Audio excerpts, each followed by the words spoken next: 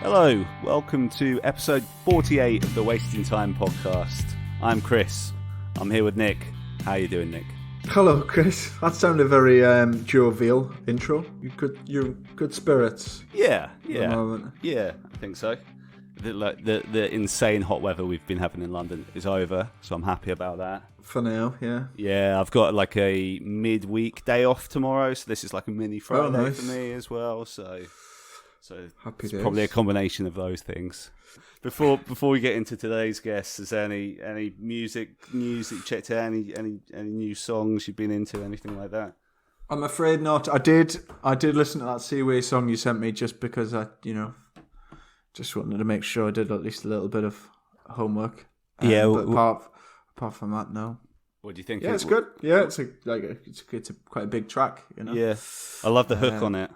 I like the balance of poppiness and and the rock. I guess Yeah. Well, if that's from a forthcoming album, I'll be curious to hear that based on that single. Big vibe. One more that I know you have listened to, that new Blink song, which came out last week or the week before. Oh yeah, only the once. Yeah, no. It just feels like they've just tried to chuck out a song. I mean, very quickly. Always disappointing to speak negatively about them because obviously we're big fans. But yeah, I completely agree. It's just like, let's write a song. Let's try and make it sound like NoFX or Pennywise as well. And expect better from them at this point, really. Yeah. Although, like, lots of the fan base, like on Reddit, and loving it. I think they just hear like, it's double time drums and it's trying to be a bit skate punk, so they just automatically think, "Oh, this is good," but. You need more from it than that. Right. Okay. Should we get into the guest? Yeah, I think we might as well. There's a lot to cover on this one. I think you actually introduce him on. You know how we've tried to do that thing where we introduce the guest in the intro, so we just go straight into it. But this time you introduce him because you call him a legend, as the listeners will hear in a second. So I don't think we need to say too much now. But it's Matt Pryor from the Get Up Kids. Huge band in our scene. It was an absolute honour to have him on the show. Anything you want to add to that, Nick? Nope. Let's do it. Okay, so we are joined by the legend that is Matt Pryor. How's it going, Matt? I was awkward. Legend? Come on, man. I think that's fair. Everyone always feels uncomfortable when we say legend. I think the only other time I can think when we did it was with Frank Turner, and he felt similarly uncomfortable. So, Well, it's the he and I share a punk rock baggage of being forcibly humble. Is it? I was going to say it's Matt. You go by Matt as your stage name, but I assume it's Matthew. Does anyone still call you Matthew? Or only on like legal documents. Right. Okay. Or like doctors' offices. Cool. So what we usually do with these things is kind of just do. It's a bit of a storyteller, kind of walk through the ages, but. Kind of looking at your career, we were talking and thinking, there's a shitload to go through. Like, where do we start? And like, time is of the essence. So, I guess, where are things for you at the moment? Kind of going to current times. I mean, how's things looking at the moment for you? Yeah, how's lockdown in Kansas and that kind of thing? Well, we just had a stretch of. Like, usually around this time, it's like just unbearably hot and humid in the Midwest in the summer. Yeah. But this last week we had a bit of a cold snap, and so it was like actually really pleasant out. So I spent a lot of time outside and starting to heat up again now. We were on tour in March. We were actually in New York when it was the hot seat, as it were, and the tour got canceled or postponed or however you want to, whatever makes you feel better. And so we came home, and then since then I've been working in my garden a lot. I've built a chicken coop. I just got, I guess what you guys call a caravan, but we call a camper. Mm-hmm. Right. And I'm fixing that up, so that's my new quarantine project. I've been growing a really massive beard. Yeah, I've seen on your social media. Yeah, it's quite impressive. I haven't I haven't been able to go to a barber since middle of February. So I'm just like, fuck it, let's just see what happens. Let's let's go for the I haven't had long hair since high school, so I'm just like, oh, let's just see what happens. Our barbers have just opened again now, so the UK male nation is now kind of becoming groomed again. So oh, nice. We're in a good place. We have our barbershops are open, okay, by kind of appointment only. Yeah, but it's like we made an appointment for my son to go see someone, and it's like, oh yeah, it's a 6-week waiting list. Wow, because nobody's had a haircut for 4 months. Yeah. So I've been doing that, doing a lot of cooking, and then hanging out with my family and my wife and my kids, who comprise my family. And then I've been doing a bunch of like live streams and stuff, and trying to. I had actually wanted to get more into doing stuff online and being less dependent on touring for revenue. Yeah. And so basically, all the things that I was already kind of intending to do, I just kind of had to do it sooner. Oh, I see. And, okay. Like I'd always wanted to start a Patreon. I'd always wanted to. I'd actually done ticketed live streams before through a site called Stage It. I did it a couple of times. Yeah. And then I already had a Bandcamp page set up, and so I found an art guy, a graphic designer, who kind of hit me up randomly on Facebook and was like, if you ever need any work done, and I'm like, well, actually I do. Can you build me a website? Can you design this and that and the other? And it's just like, it's nice because it can be like, hey, I'm gonna do this, where's the band thing, can you make artwork for that? And he's like, yep. And he works quick. So that's what I've been doing, and then taking lots of walks. Nice.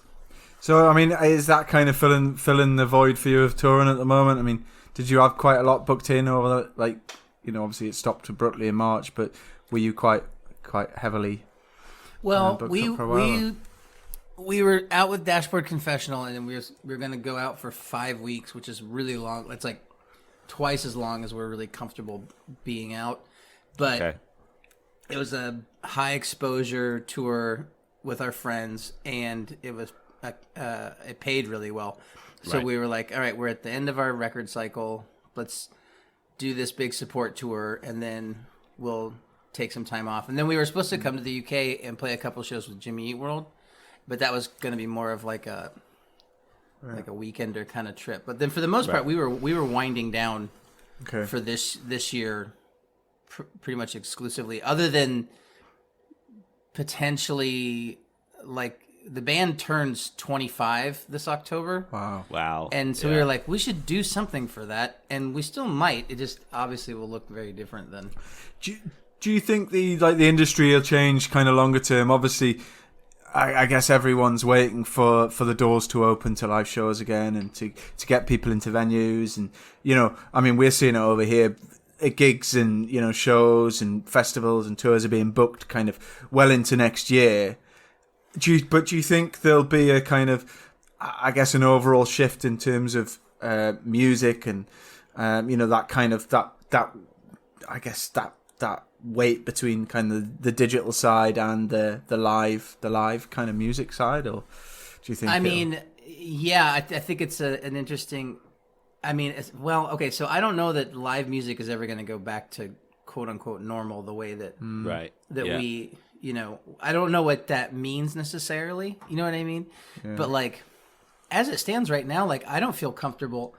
I'm an immunocompromised person. I'm diabetic, and so I don't feel comfortable going to play a pub with like 200 people in it who are crammed in there, which is the best kind of show to play.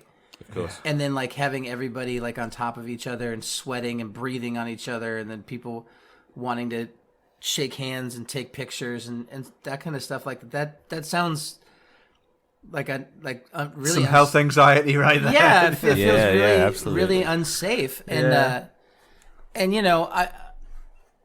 don't know. Like I've always kind of said, like those kind of shows, though they're really really fun to play, they're kind of a nightmare as far as because like they're not very comfortable. You know what I mean? Like if you even do have a green room, it's usually like a closet. You know, and it's just like I don't know. It's like the best show to watch and the best show to like feed off the energy of the audience. But then the whole rest of the time, it's kind of a pain. But yeah. So I don't know exactly. Like I honestly don't see. I see live music at the club level being like the last thing to come back. Yeah. Right. Or one of the last things to come back. Like I think that like the outdoor shows and stuff probably a bit more in reach at the moment. The big. I mean, if everyone can stay apart, but then it's just like, I mean, is that any better than watching a show online? You know what I mean? Like if you're just gonna be, I don't know. I mean, I'm not your like typical concert goer or festival goer either, because I really am more of a homebody just because I've toured so much. Like I don't want to go to a festival. I don't want to go to. I rarely want to go to a club. It's just like it's like going to work. You know, like it's, right. I'm not the best, barometer for that, but I do think it'll change.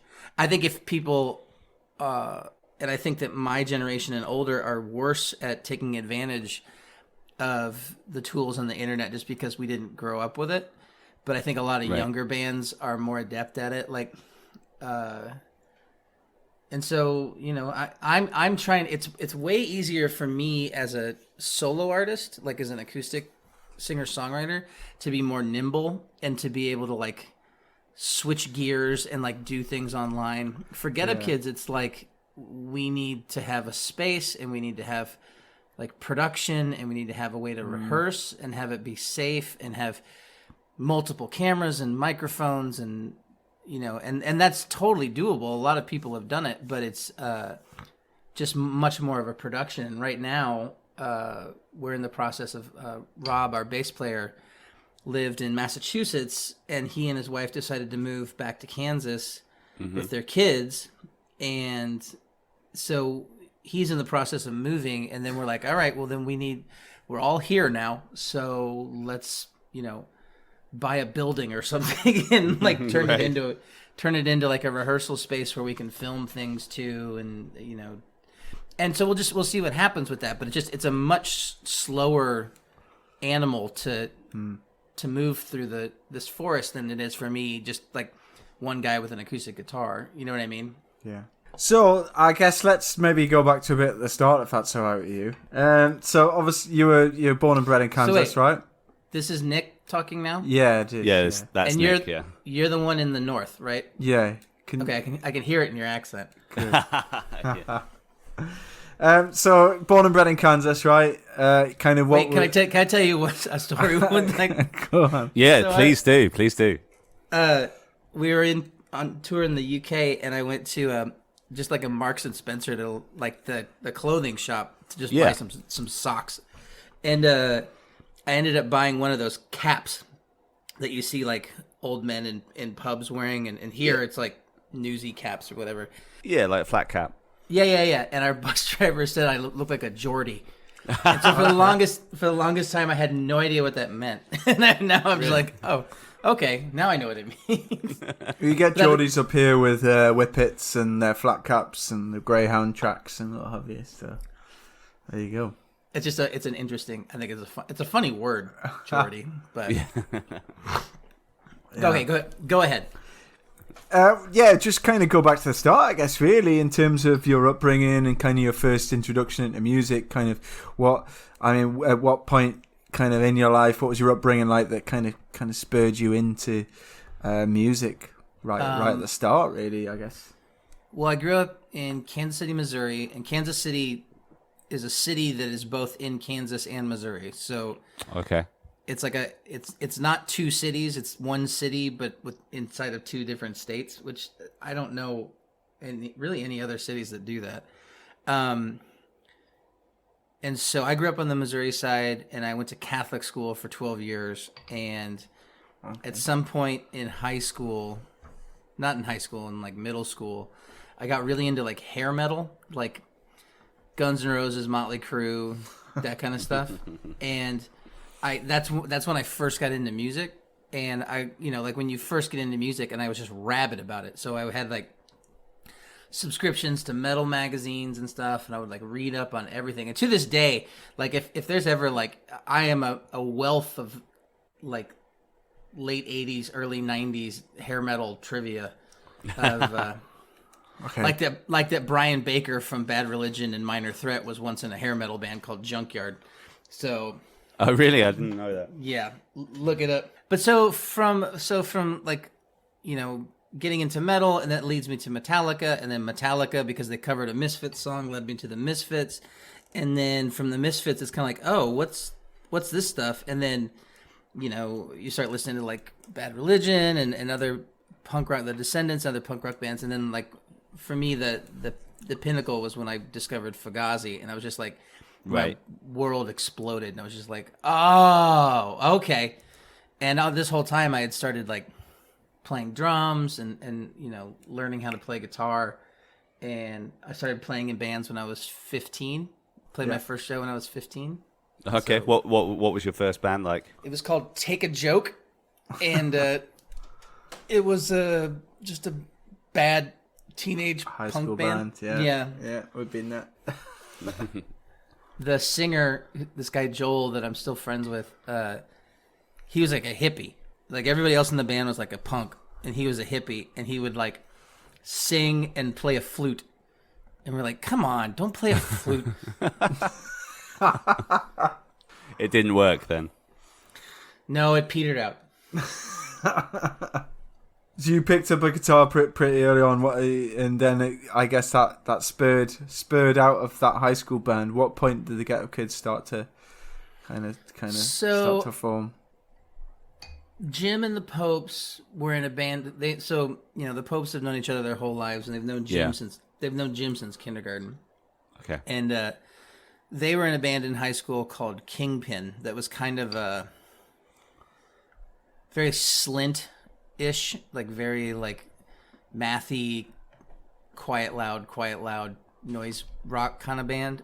right. And I was in another band at the same time that was called Secular Theme, that was a full on like noise rock job, and we would play shows together. We went to the same, there was an all ages club in town and a coffee shop that did shows, and so we just kind of got to know each other that way. And then at one point when both those bands broke up, Jim and I were in a proper pop punk band together, like Lookout Records era pop punk band called Secret Decoder Ring, which I still think is a good name for a pop punk band. Secret Decoder Ring, it's not bad. And then when that band dissolved, we just started playing with Rob and this guy Trevor on drums, and it was just kind of like we wanted to do something that was more, I mean, not something that was still like pseudo heavy and melodic, but not so blatantly 1, 2, 3, 4, you know, like that kind of like right. And then like we were listening to a lot of like Superchunk and Vitreous Humor, this band from here that's kind of indie rock band, and then like the guys in this band Boys Life from Kansas City, who introduced us to Jimmy Eat World, and then it was kind of like, oh, that's what I want to do. You know, like, yeah. Real quick side note: did anyone listen to the Jimmy Eat World guy's new podcast he put out today? Yeah, it's all about songwriting. He was chatting to Mark Hoppus. It was pretty cool, I thought. He and I recorded one, and I guess the audio. Right, okay. I guess the audio was bad, so we needed to record it again. And I actually, that reminds me, I need to text him back. Right. Okay. Well, we'll certainly be looking out for that episode when you guys get around to doing it again. So I guess the Get Up Kids kind of really started to take off from 4 Minute Mile, right? You obviously did some demos and EPs and stuff, but it was pretty kind of quick, kind of on a quick trajectory, I guess, for the Get Up Kids from 4 Minute Mile, right? You had some pretty kind of heavy interest early on, right? Or did it feel slow to you? Or that's something that people tell me, but that's not my perception of it. Okay. All right. I mean, it's quick in the sense of like it didn't take us 10 years to draw a crowd, but like we put out our own 7-inch ourselves and sent that out, and then that got us some like regional gigs, in that kind of scene, and then we ended up putting out an EP on Doghouse, and that got widely distributed, and so we booked our first tour on that EP with the album 4 Minute Mile coming out after or while we were on that tour. I think like it wasn't even out when we first started touring, and basically, you know, we were lucky because of the way the scene was structured, that there was kind of a built-in audience. If it's like, listen if you like this band, listen if you like this band, but we were playing to like 20 to 50 people. And then our first tour was with Braid too, and they had, though they weren't huge, they had toured before, and so they, and it was kind of like, okay, so 20 people came the first time, and then we came back, 4 months later, and 50 people came, and we came back. So like we were just constantly working. So, and it felt like a very reasonable like speed of growth. It didn't ever feel like, sudden. You know what I mean? Got you. Mainly because we were just constantly working. So kind of, when did the major label interest start to come along? Obviously, that wasn't too far around the corner. We had always intended to be on a major label. We actually sent our first 7-inch out to major labels and got rejected by a bunch. And then when we started drawing a crowd with 4 Minute Mile, like 4 Minute Mile is not like a major label sounding record, you know? Yeah, of course. But I mean, there was a buzz about us in this like, kind of new underground. And so, they started sniffing around, and we were really open to it. That's the other thing too, is that like a lot of bands in our scene were kind of like, no, and we were just like, oh yeah, we have every intention of, of being on, like, some of our favorite bands are on major. We don't give a shit. It's all business. And honestly, we could just never make it work because like either people wanted us to like re-record songs, which we didn't want to do. It was like, or they wanted us to work with, producers or people that we didn't want to work with, or they thought we were a baby band and they wouldn't give us very much money. And it was kind of like, I know how much money you have. Like, you're what's the point of signing to a major label if you're just going to get an indie label's budget distribution? Yeah. Like, I'm giving up so much more control. Of course, the amount of money they must have had at that time as well. I mean, that was at the height of the kind of like bidding wars and stuff like that. Where you're hearing about bands who got like, millions of dollars because there were so many labels that wanted to sign them, and meanwhile we were getting like, an offer for $3,000 to make a record, and I'm like, that's less than we made our first record for. Oh, wow. Yeah. So it just, and then at the same time we had started working with Rich at Hard 8, who's our manager, and he owned Vagrant. He was one of the owners of Vagrant, and they wanted to grow and expand, and they were basically, and we were just like, and we hated Doghouse. We hated being on Doghouse. Right. And, which I'm not supposed to talk about. But I was going to ask you a question about that, but we can. You can. I can't stop you from asking me a question. I mean, what? Yeah. I guess what happened there? Like, why did you hate it? I guess it's the question. We didn't feel like we were taken care of. Okay. I guess. Trying to be like diplomatic about it because. this has bitten me in the ass before, but it wasn't a good match as a business. I mean, a label and a band is a business partnership, and when you don't have the same understanding of the boundaries of that relationship, then it leads to conflict. So, and also we were young. It's just whatever. It is what it is. But we were just like, we don't want to be here, and we had a second record on our contract, and so Vagrant was like, look, we'll buy out your contract, okay, cool, and we'll give you money to make a good record, and you can just be here for, one record. We'll give you a really artist friendly deal, and we'll give you this really good deal if you'll take a chance on our record label. And so we did it with every intention of, again, using it as a springboard to sign to a major label. Right. And it just kind of like, then Something to Write Home About did so well, and they worked so hard to make that record successful, and we worked so hard to make that record successful that we're just like, well, fuck it, we're never going to get a better record deal than we have with these guys, because we're like basically own 50% of everything, so let's just stick around.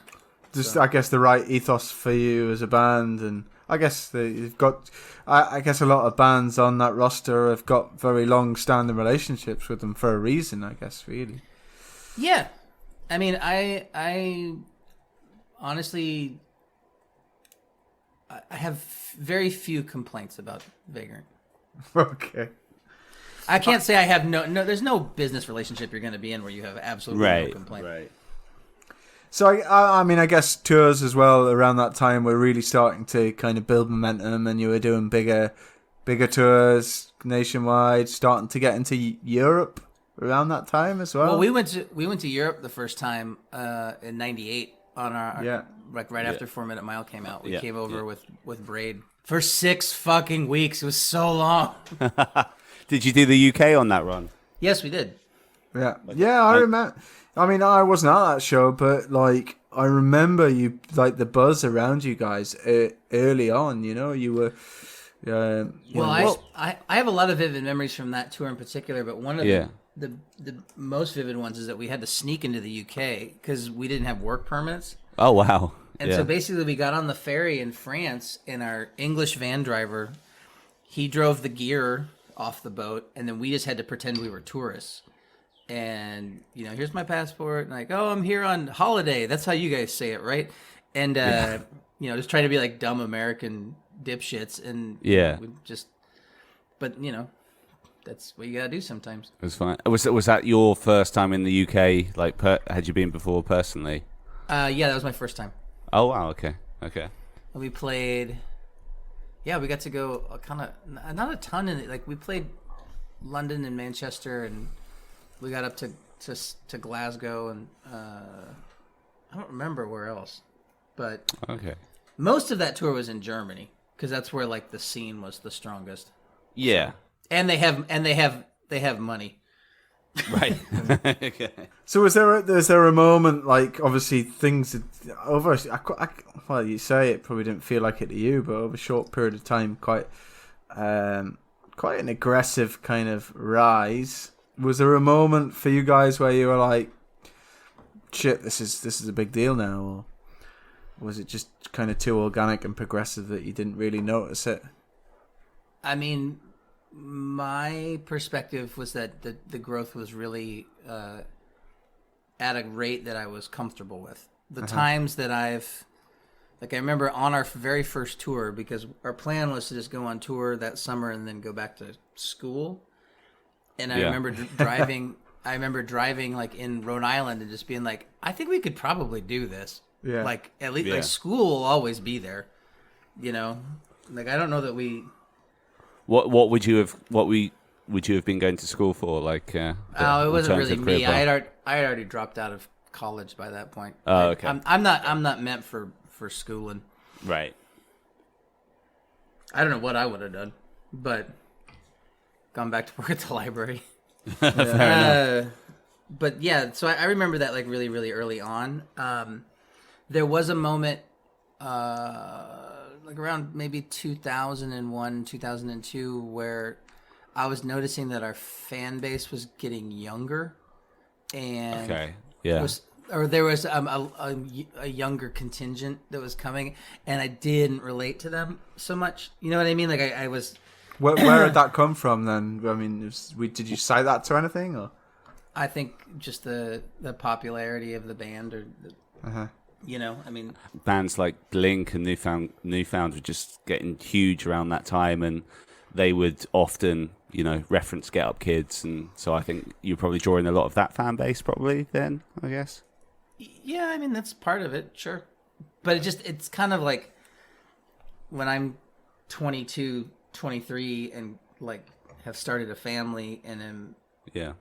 kind of burn out, and then like I meet like a 15-year-old, I'm kind of like, I don't fucking get you at all. Like, I'm glad that you're here. You know, I appreciate that you're here. But it used to be like we were playing to our peers. You know what I mean? Like it was just kind of like, Sure. Yeah. we're 21. We're playing to like people in a college town, and they're all 21 and So, but I that wasn't really like wasn't really necessarily a like really bad thing. It was just kind of like it's just something I noticed at one point. But then honestly, it never really felt that weird to me. Cool. So I guess you talk about, you know, starting a family. You know, were you still like really kind of heavily touring at that time, and it was just a time to just, I guess, step away and kind of move? Well, no. I mean, my logic at the time was that like now I need to work harder because we have more expenses having a family. Yeah. But I mean, I left for the On a Wire tour, I think 3 weeks after my daughter was born. Oh, okay. And was she your first? Yeah. Right. And so, you know, you make mistakes. That was definitely a mistake. You know, I should have been like, I need a couple months off. But I mean, I had never had a kid before. I don't know. You know, like, you have a kid and then it'll be fine. But it wasn't. It sucked. And is that where the initial hiatus started, the Ghetto Kids? Kind of where you had this kind of step away and... I mean, there was definitely so you're talking about On a Wire tours 2002, and I quit the band in 2004. So I think me being burnt out, and then also being like, honestly, everything about the band breaking up could have been handled with like taking a 2-year break. You know what I mean? Right. Okay. And then also to like reassess. But I mean, we were 23. You know, like it was just like we didn't know how to do that. Of course. And then to also like reassess like our touring lifestyle, because it's just like we were doing 200 shows a year, and it's like we don't need to do that. And I was the only one with a family at the time. Like other people were married, which, you know, having a girlfriend versus having a wife as far as like distance goes isn't that much different. Yeah. But like having a kid, it's like, you know, you're putting so much more weight on your partner to take care of the kid, and like, you know. But yeah, I guess then but like you say, there's that financial aspect of being able to provide as well. Like, you know, you've got to find that balance. But I think there's a balance to it, and it's kind of like when everyone else's attitude is like, we need to go 100%, like go hard or go home. And I'm like, or we could work smarter and not harder and still make money, you know, like, and we had been going full bore for, you know, almost 10 years at that time. And I was just like, I need a break. And we were in a hotel room in Melbourne, Australia. And they're like, what's wrong with you? And I was like, I need a break. And they're like, well, we either do this 100% or we don't do it at all. Okay. And I said, well, then I guess we don't do it at all. You know? And that was that. Right. So. And did that, I guess, cause a bit of friction going into the next few years? And was it, I mean, obviously you're in a better place now and things turned around, but I mean, was there a bit of a period where things were a bit, I guess a bit of friction between you guys? We finished out that tour and I felt relieved, and then we had already committed to doing this other like really long tour that was also opening for Dashboard Confessional. Oh, was that the Honda Civic one? Yeah. And so basically we just hated they hated me and I didn't like them. Right. And we just kind of drank our way through it, and it was to the point of where like even our booking agent and our manager were like, that show sucked. I was like, what do you mean it sucked? Wow. We played the songs fine. And they're like, you have no, like, And so that was the time that I kind of realized that, like, this isn't good enough. I don't know if other people can fake authenticity, but we absolutely can't. And or fake is authenticity the right word? I don't know, but like we need to be in an environment where we're excited to be playing. Otherwise, it's just it's just a turd. Yeah. And so what was it? Was it just like there was just no energy, no kind of I don't know chemistry between all you guys? Or I mean, there certainly wasn't. I mean, I think we played fine. I think it was like cold. You know what I mean? Like, yeah. Okay. Part of the reason our shows are fun is because, as led by Jim, who is just all about having a good time and having that like adoration from the fans and stuff like that. We're all just kind of like, all right, we're just gonna go along for whatever the hell he's doing, and like, and just have fun and like make fun of each other and jump around and, it's hard to explain. There's a sort of a telepathy that we have between the four of us. That's just kind of like, okay, I know what you're gonna do, like. And he's just always so on board to like, make it everything a party. Okay. And so, we just feed off of that energy, and then we feed off the energy of the crowd too. Yeah. So it's like, no matter, even if we're having like a terrible day, and it's just like, all right, you guys are all right. I feel better. So did the new Amsterdams thing come with like a bit of a different approach in terms of kind of, I don't know, plugging that gap between the craziness of the Ghetto Kids and that mad touring, just to kind of, I don't know, was that your outlet between?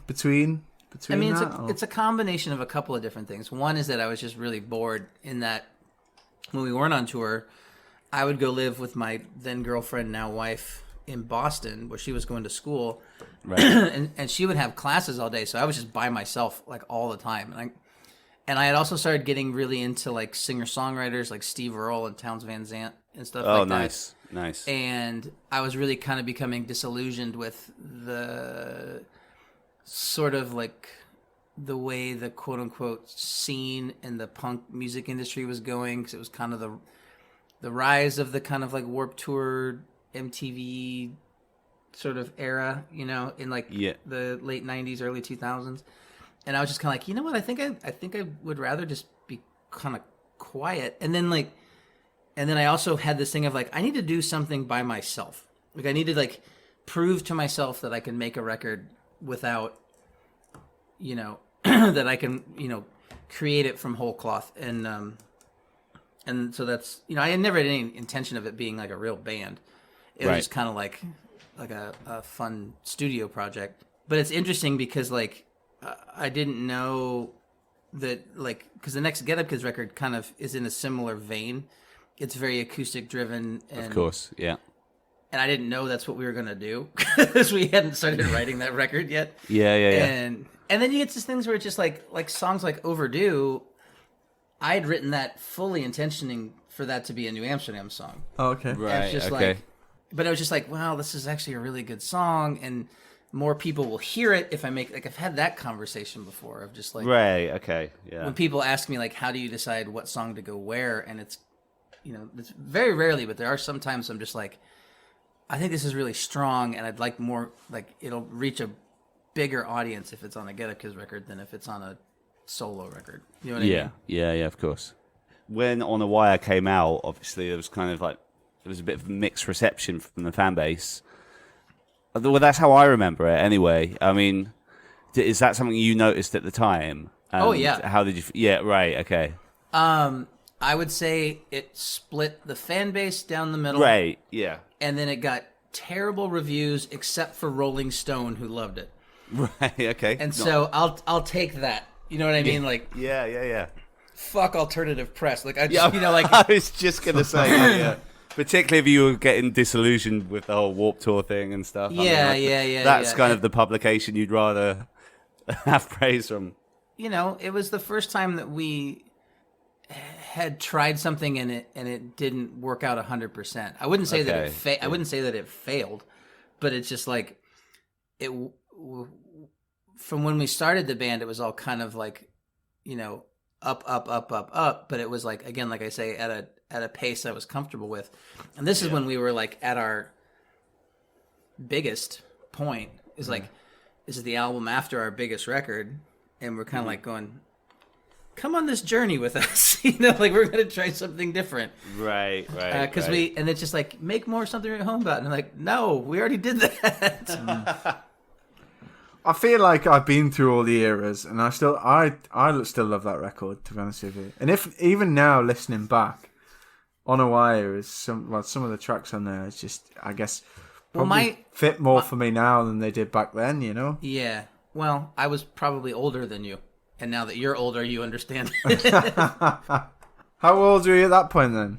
I would have been 23, 24. How old are you now? 43. Okay. Yeah. Wait, was that 20 years ago? Maybe I was like 22. I mean, anyway, we're well into our kind of mid-late 30s, so we're not too far behind you. No. I found that 5-year gap is a huge difference. In that era, yeah, I guess, yeah. Especially when you're young. The way my kind of stock line for On a Wire is, even though I don't really think it sounds very good, is that like I don't love that record front to back. But I think that the songs on that record that are good are some of the best stuff we've ever done. Okay. Yeah. You know what I mean? Like, yeah. Like I think Hannah Hold On is one of the best songs we've ever done.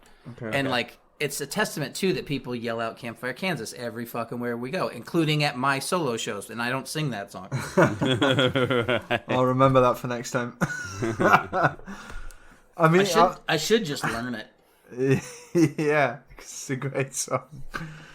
Yeah, I mean, I guess I did want to ask you kind of what is your kind of proudest moment, like, in your career, I guess, as a whole? Like, is there a moment that stands out, or is there a song that stands out, or a record that, I guess if anyone now who didn't really know anything about you, if you kind of had to say, something that was kind of part of your career, what would be your thing, things to call out?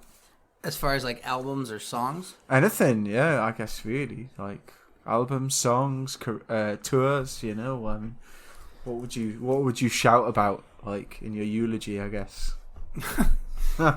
I mean, with Get Up Kids, I'm really proud.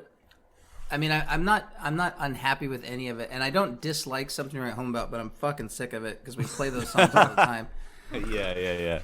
And I get why people like it, but I'm just kind of like, God, like, play Holiday on your live streams. Like, no, I'm in control here.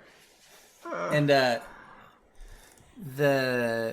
so I mean, I think that particular Something at Home About is not like what I would point to as like our best work. I actually would say that like Guilt Show and our newest record, Problems, which is one of my favorite things that we've ever done, just because I think it's Guilt Show is really great because I think it's like a really strong record. I think the songwriting is good. I think that it sounds good. I think there's interesting things on it that a lot of other bands don't do. I think there's some cool grooves on it. I think it's when the Popes finally like kind of came into their own as far as like actually being a rhythm section as opposed to a punk band. And he's not in the band anymore, but when we did On a Wire, James was really like handcuffed by our producer who didn't understand. He didn't seem to like keyboards at all. On Guilt Show, we're just like, go nuts, dude. Like, you're an amazing talent. Like, you shouldn't be kept in a box. And I think the lyrics that I wrote on that record are really strong, and this like as a whole. And so I have said that like that's my Guilt Show's my favorite Get Up Kids record until we put out the new one. And then I think Problems is my favorite, and I don't know if that's just because it's new or because it represents a whole lot of things to me. Like, it represents kind of a bit of a rebirth and like a maturity that's sort of like. I mean, the log line going into that record was like, I want to make the record that the guys that made Something to Write Home About would make if they had 20 years more life experience. I get that listening to it. Yeah. I think that we accomplished that. I mean, I don't know if everybody agrees with me. And then as far as like the last New Amsterdams record that we ever did was called "At the Foot of My Rival," and it's honestly, that's one of my favorite things that I've. That's one of the proudest things that I've ever been a part of, especially since like I wrote all those songs, but I didn't like. I obviously didn't play all the instruments on it or do the arrangements on it and stuff, but I was kind of the sole person steering the ship on that. Yeah. And so I feel really, really proud of that. I really love the Radar State record that we put out last year. Are you guys familiar with that?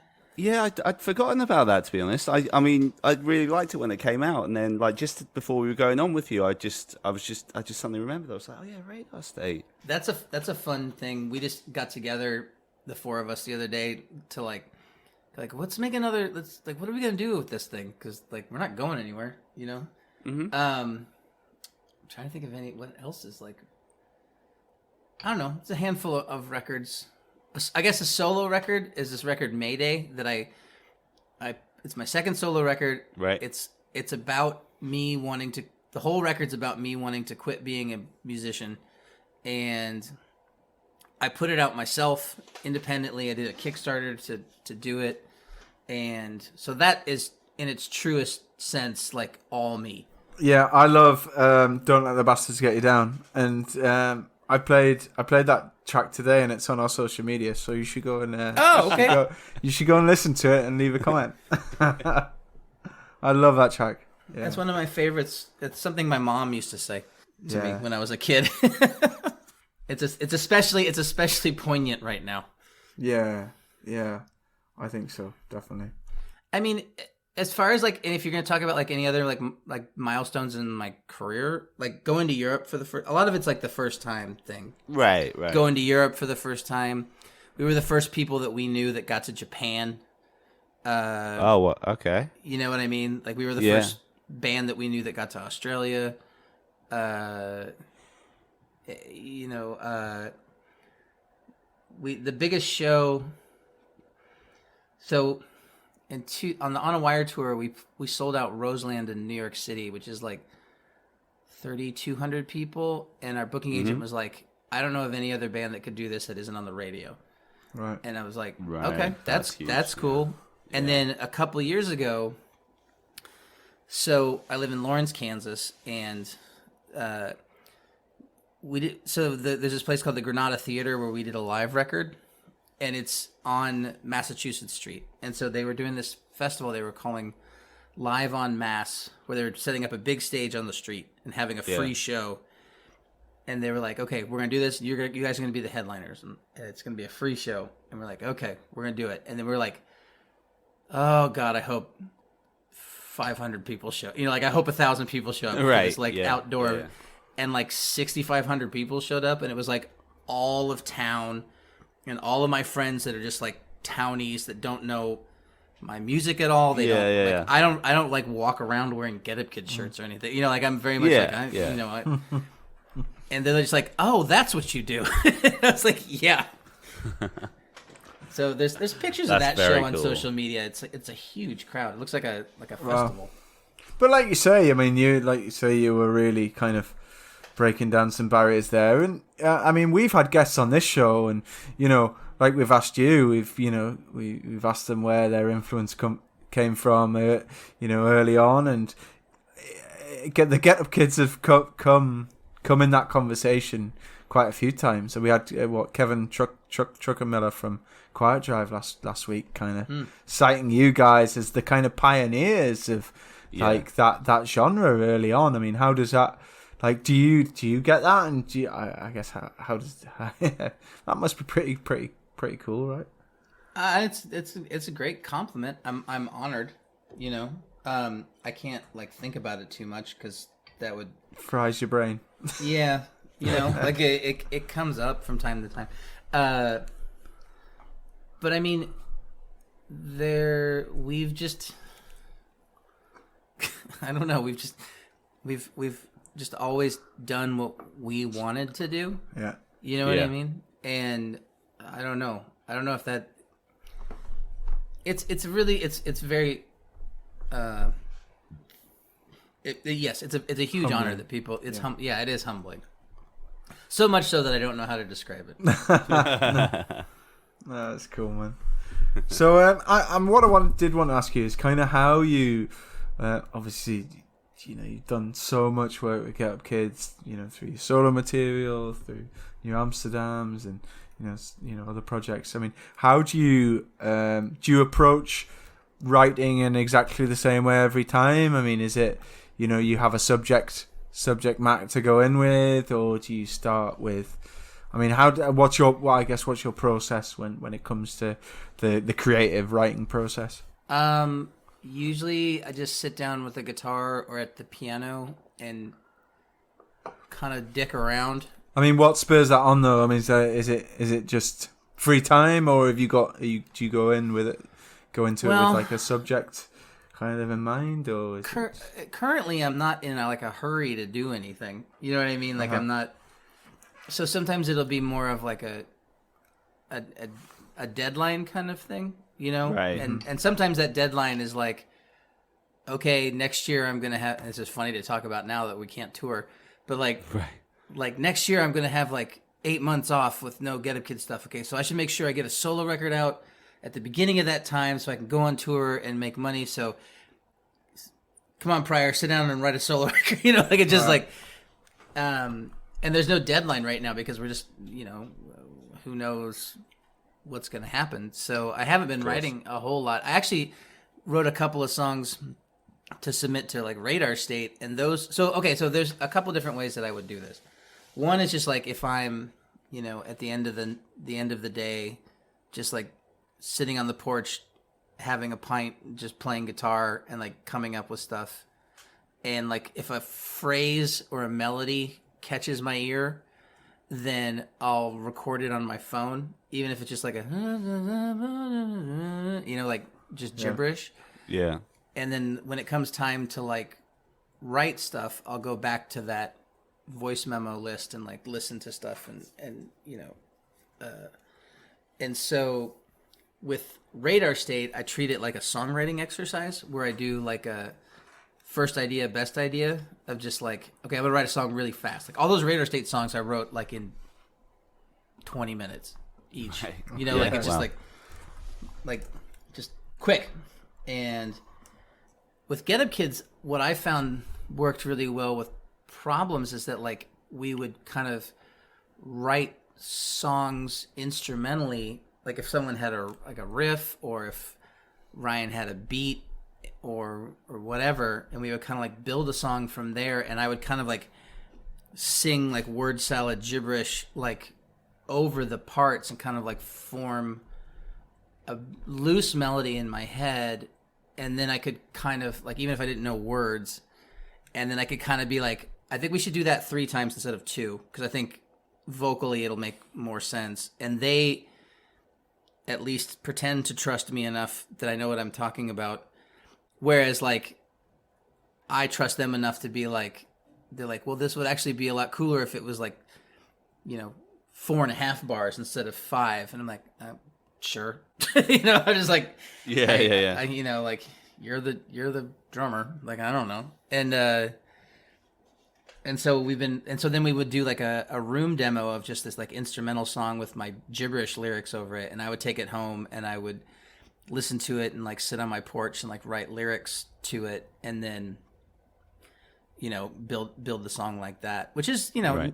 that's not my favorite way to do it, but it is it's more efficient for me in the Get Up Kids realm, because the thing about Get Up Kids is that like everyone has to put their stink on it, and so if you come in with a song that you're just like, this is my song, and they just go like, well, let's fuck it up. And I'm like, no, you can't fuck up my song. Like, Right. you get like real like protective and territorial about it. And so I don't Of course. I don't want to do that. And I write really fast. And like, I've been doing these like custom songs for the last couple of years, and it's made me I don't know if it's made me a better lyricist, but it's made me a faster writer. Oh, do you mean that thing when people write in and say, oh, I want this song for my Yeah, wife. yeah, Blah blah. it's Yeah, called- okay. Downright or something. Yeah. Yeah, I think a buddy of mine did actually got you to write one for his partner at the time a few years ago. Did you like it? Yes, he spoke very well of it. Yeah, because sometimes I know people have mixed reactions to some of these. You know, don't want to throw anyone under the bus, but I know a friend of mine was really disappointed with the "Say Anything" guys one. But I've only really I've gotten mostly positive feedback about it, and people Good. come up to me at shows and like, you wrote a song for our wedding, and I'm like, and you know, and they're like, oh, and we loved it, and I'm like, okay, but I did have, you know, I don't know, I don't have a whole lot of interaction with the people who order songs because it's kind of like filtered through the platform, but they, you know, people tell me that they like it. I haven't had anybody like demand their money back or anything like that. So. I think that's what my friend did with the Max Bemis one, but which sounded awkward. Oh, poor Max. Yeah, I know. Yeah, listen, Matt. Like, so we've already taken up an hour of your time, so like, you know, I think would probably wrap this up in a second. But Okay. like, is it cool if we just fire just a couple of last questions your way? Yeah, absolutely. Yeah. One thing I wanted to ask, which I guess is relevant because this is a podcast. Obviously, you've kind of been doing your podcast since 2012, although I haven't noticed any episodes for a while. But like, just want to ask a little bit about that and like how what made you want to start that, and secondly, what were your favorite episodes you did, or if there's one episode that stands out. Well, I really like the ones where I got to have like long conversations with like Chris from Saves the Day or Kevin Devine, who are both really good friends of mine, and so we would just talk and talk and talk on multiple occasions even, and honestly, like, you know, I mean, talking to Caraba or talking to Ant from Bayside or talking to Andy from Manchester Orchestra, and just like people that I'm already like that we would just shoot the shit with anyway. Of course, I think that's what really works in a podcast. I don't know that I'm a gifted enough interviewer to like. I mean, that's kind of why I stopped doing it. It's because I kind of ran out of people that I like to talk to. Fair enough. And it was like the last two episodes I did were with some bands that like publicists had contacted me about interviewing. Okay. And I was just like, and they were like younger, kind of in that sort of. I associate it with Warped Tour. I don't know if that's real. Kind Do you of remember like who they were? Yeah, I do. I guess we could go away and look it up if we I didn't. That's the thing. I didn't ever put them out because I just found myself. Oh, really? I found myself getting fucking bored in the interview, and I was just like having to like. I can't release this. Yeah, I was like, this is Wow. crap. Like I'm not interested in this person. You know what I mean? Like, so again, like that falls into that thing of like, I can't fake sincerity. Sincerity is a better word than authenticity in that particular frame. Yeah, fair enough. So I guess looking forward now, then obviously in some interesting, challenging times. I mean, what can we expect from you? What can we expect from, I don't know, Radar State, from the Get Up Kids? Is there anything in the pipeline that we or people should know about? For Get Up Kids, hopefully in the next couple of months, we'll, you know, get us. Rob just moved back, and we'll get a space together that we can convert into a studio. Oh yeah, like you're saying, and start at the very least start writing again. Maybe recording. Also, have you got anything you've worked on that's ready to kind of take into that? No, because again, like Jim has some songs that he's sent out, Okay. but like I haven't, because honestly I haven't been writing a whole lot. I've been working on this camper and making bike barbecues as well. I see. Yeah. Well, got to keep the mind busy. So I would foresee us. I would like us to do something for the 25th anniversary, whether that's like a live stream or a concert at a drive-in movie or something. You know, like it's just Okay. We're right now. There's a transition of like he's moving and getting settled in. Everyone's kids are starting school, which is you kind of, especially now since we don't know what school's going to look like. Of just being like, okay, like let's everybody get settled. So probably in like September sometime we'll get together and start kind of like figuring out how we're going to do it. And the same thing happens with Radar State. It just Radar State doesn't have any resources to like rehearse anywhere, you know, so it's a little bit trickier. But I mean the idea is the same for both of those, you know, bands or projects or whatever. In the meantime, for me, I had intended this fall to celebrate the 20-year anniversary of the New Amsterdams by like playing some shows. And so since that obviously isn't happening, I've been doing it all online. So I've been doing like full album New Amsterdams shows. And then we're doing a Where's the Band show. We're trying this kind of experiment of like me and Chris from Saves the Day and Anthony from Bayside like playing together, like not like duets. We've found that like the internet is just not fast enough to be able to do duets. You know, pre-record it and then line it up kind of deal. Yeah, because it's just kind of like if you're even like a millisecond off, it sounds like crap. Yeah, fuck it up. But we're gonna play like we're gonna do kind of this like because we used to do these tours together where we would play acoustic and it's like. You play a song, and then we like shoot the shit for a little bit, and then I play a song, and then we like shoot the shit for a little bit, and then you know it's actually really fun. And so we're gonna try that online on Monday and see how that goes. And you know I've been kind of like combing through things. I just released today on Bandcamp since it's Bandcamp Day. The first volume of like some acoustic demos of New Amsterdam stuff. Yeah, I saw, yeah. And some covers and stuff like that. And so I'm just kind of still doing that and, you know, trying to do random, I don't know, Instagram live streams whenever the mood hits me, which is usually like happy hour. You know? Right, yeah. So, you know, I mean, and then I've got a Patreon where like I put out new songs and cover songs all the time. Okay. So that's another way people can listen to what I do. So I'm trying to, and then Downright is also the other thing I do, which is actually a lot of, it's not a lot of what I do, but it makes up a lot of my earnings. Cool. So requests come in for that pretty regularly, do they? When you look at it by year, yes. You know what I mean? But right. It's like, okay. Like week to week, like I hadn't had an order for like 3 weeks. And then I just got a big one yesterday and I'm like, oh, cool. I have something to do this week. You know?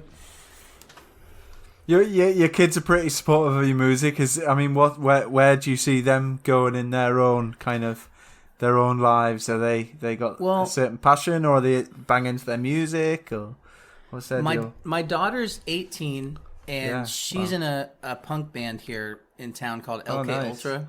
Okay, and there's a plug right there. Yeah, and they've been playing around town in Lawrence and Kansas City, and their whole goal was when she graduated high school this year, was they were going to try and go on tour this summer. And okay. What she wanted for her 18th birthday was a van, you know, and it's like this is the van that you're creating right now. Well, this is just a it's like a pull along trailer, but I mean it could be used for touring. But you know, obviously that's not happening. So she turned 18 and graduated from high school under quarantine, and so she's like, okay, I guess I'm taking a gap year and like just gonna work and save money, and you know, get ready because they still practice. They practice in my garage. They stay 6 feet apart and wear masks when they practice and stuff. Okay.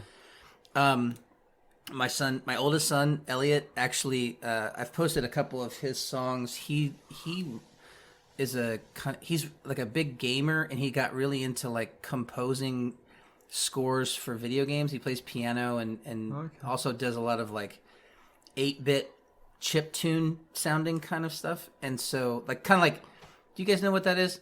Like picture like early the first Super Mario Brothers. I know exactly what you mean, but like if you did that as a style of music, right? Yeah.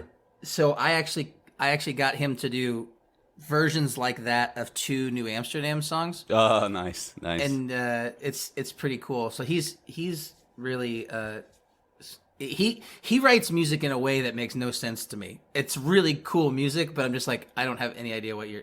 It's like all on the computer and stuff. And then my youngest son Jersey didn't seem to be interested in music, and then since we've been under quarantine, he's been like literally playing learning how to play every instrument in the house, including the drums in the garage. And I was just like, he's actually getting pretty good at the drums. He's been playing the drums every day. Jack of all trades. How old's he? He's 13. Okay. But I mean, so my kids were already. We had been doing virtual school, like homeschooling, for a couple of years now. So the lockdown stuff doesn't really change anything in that regard for them. See, okay. But it's just interesting because now it's like maybe it's because it's summertime. Also, it's like so much more free time. So he's, fills it by playing the drums. Yeah. Not a bad thing to fill your time with. No. He has a ukulele, and then a friend of mine said, "Do you want a ukulele bass?" And I was just like, "What the hell is a ukulele bass?" So now we own a ukulele. It's called a U bass, and it's just like picture a little bit bigger ukulele with really thick strings on it. It's really weird. You can't be that far off a kind of full family band. Right, we could in theory do that. They've shown absolutely no interest in that. Right. If anything, it's kind of like it's not cool. No, that's not that they don't think I'm cool or anything or that my career is cool. It's more that like with my daughter, she's 18 and she's working in the world, and then people go like, "Your dad's in the Ghetto Kids?" and she's just like, "Oh fuck, here we go again." And especially because this is a small town, I mean, it's not a very big city, and so everybody kind of knows everybody. Yeah. Everyone knows Ghetto Kids. Not everybody. No. I try to keep it under wraps as much as possible. Lately, I've been telling people I'm a writer. Well, that works. Which that is works. just technically true. Yeah. Exactly. Cool. Well, I guess we'll let you get on and enjoy your Friday afternoon. But all right. I'm gonna go tear out do more demo work on my camper. Awesome. Nice. Cool. We'll look forward to seeing it. Yeah. Thanks so much for doing this, Matt. It's been really cool. Yeah. Cheers, man. Thank you guys for doing this too. I hope you guys are staying safe and healthy and. Just about. Yeah. We're doing our best. We're doing our best. Thank you for listening. If you liked what you heard, we'd love it if you could subscribe to us wherever you get your podcasts, whether that's iTunes or Spotify or Stitcher or anywhere like that. Also, check us out on social media. If you just search for Wasting Time Podcast on Instagram or Twitter or Facebook, give us a like or a follow on any of those. And also, we love hearing from listeners as well. So feel free anytime to drop us an email at thewastingtimepodcast@gmail.com, or obviously you can message us on social media as well. But we'll catch you next time.